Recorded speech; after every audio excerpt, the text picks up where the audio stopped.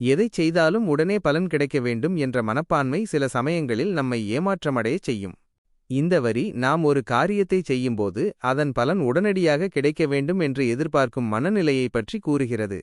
இந்த எண்ணம் சில நேரங்களில் நமக்கு ஏமாற்றத்தை மட்டுமே தரும்.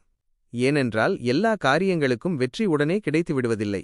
ஒரு மரம் வளர எப்படி கால அவகாசம் தேவைப்படுகிறதோ அதேபோல நாம் செய்யும் செயல்களின் பலன்களையும் பெற சரியான நேரம் வரும் வரை பொறுமையாக காத்திருக்க வேண்டும். பொறுமையாக காத்திருப்பவர்தான் விரும்பியதை பெறுகிறார் என்றால் அது மிகையாகாது. இந்த வரி பொறுமையின் முக்கியத்துவத்தை விளக்குகிறது. ஒருவர்தான் விரும்பிய இலக்கை அடைய விடாமுயற்சியுடன் பொறுமையாக காத்திருக்க வேண்டும். அவசரப்பட்டு பொறுமை இழந்தால் வெற்றி கிடைப்பது கடினம். ஆனால் பொறுமையோடு சரியான தருணத்திற்காக காத்திருப்பவர்கள் நிச்சயம் தாங்கள் விரும்பிய பலனை அடைவார்கள்.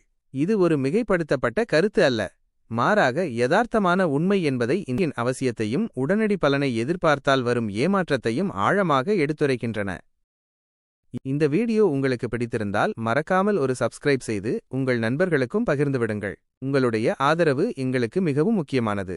மேலும் பல சுவாரஸ்யமான வீடியோக்களுடன் உங்களை சந்திக்கிறோம். தொடர்ந்து இணைந்திருங்கள். வணக்கம். வாழ்க வளமுடன்.